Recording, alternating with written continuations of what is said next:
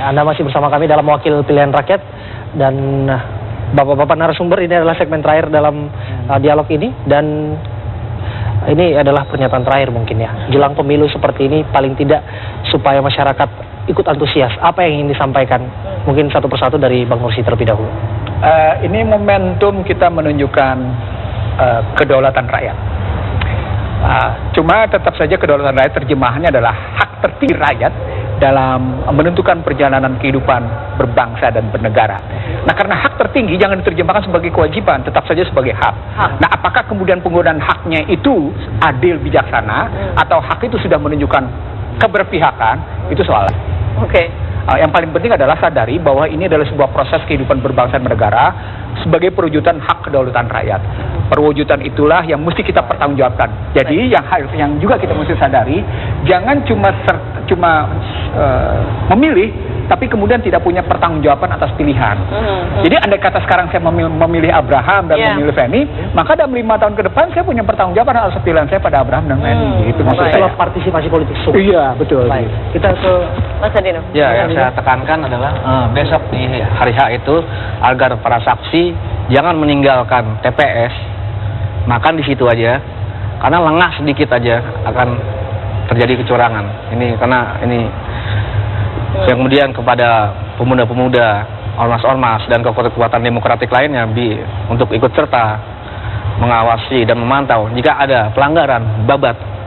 Maksudnya babat aja, laporin ke koridor hukum, ke Bawaslu. Bila perlu ada bukti seperti itu ya, menguatkan gitu. Iya.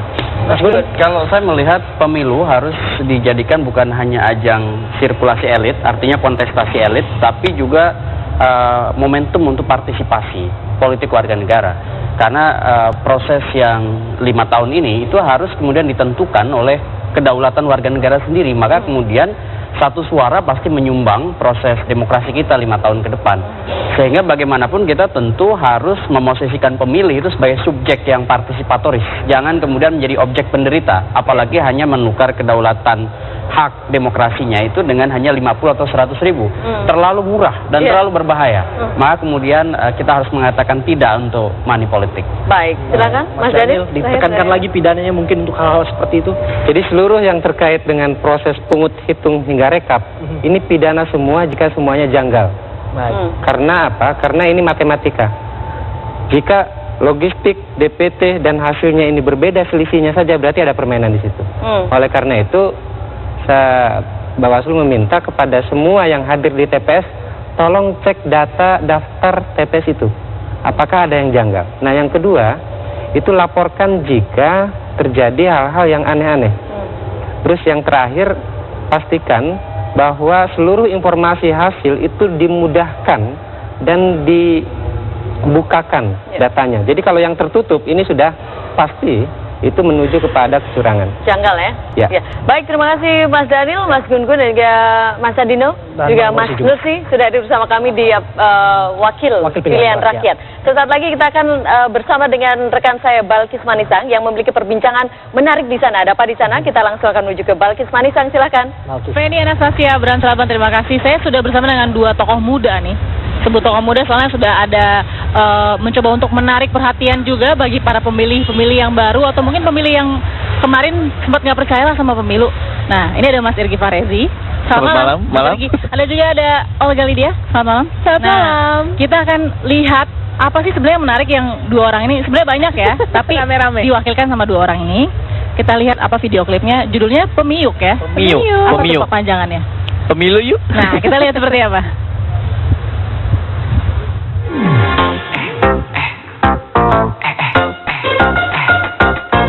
Kenapa gue harus ikut pemilu?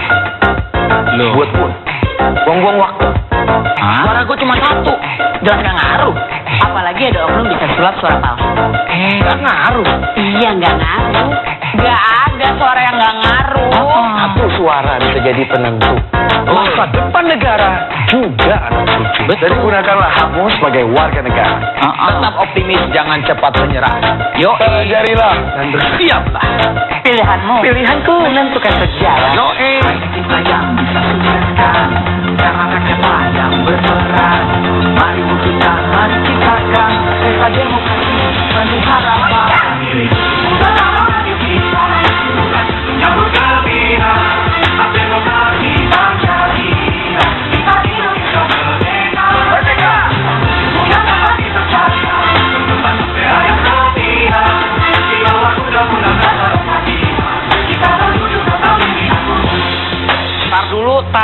tar dulu. Saya nggak bisa buru-buru. Bagaimana saya bisa tahu? Calon pemimpin yang bermutu. Man, please man, come on man. Boyak itu my friend, jangan jadi cewek. Sekarang zamannya udah keren. Pakai internet, Google aja man. Ketik nama calonnya. Bukan judul partainya. Itu kalau ngetop sepak terjangnya, pasti keluar beritanya. Hanya kita yang bisa sukseskan, karena rakyatlah yang